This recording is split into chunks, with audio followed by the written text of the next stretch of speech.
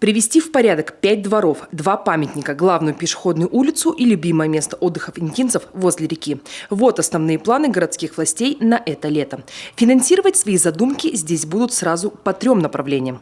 Это и комфортная городская среда, и народные проекты, и мы получили грант главы республики Коми 14 миллионов.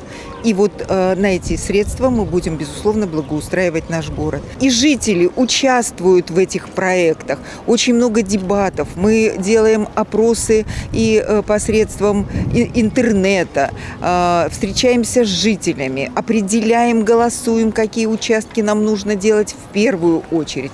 И только все вместе. К большой программе по благоустройству подключились и интинские управляющие компании. В этом дворе появилась новая детская площадка, как подарок активным жителям многоэтажки.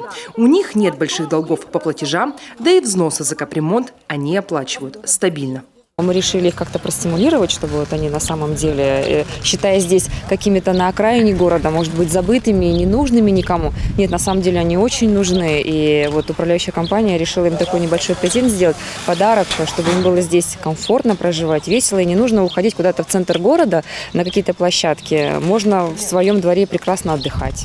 Город меняется на глазах, говорят интинцы. Вместе с ним меняется и культура жителей. Мусорить там, где чисто и красиво, просто рука не поднимается. Пример со взрослых берут и юные жители Приполярья. Вот эти яркие, красивые детские площадки. Видела, как пытался мелом кто-то написать ребенок, другой ребенок его остановил. То есть даже среди детей уже видно, что жалко портить красивая, хорошая вещь.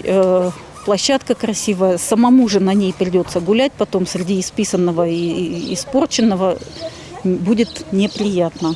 Лето в Инте уже вышло на финишную прямую, но основные работы до прихода сильных дождей и похолодания здесь точно успеют завершить. Отреставрированные объекты откроют уже ко дню города в начале октября. Виктория Палкина, Вячеслав Беспалов, телеканал Юрган, Инта.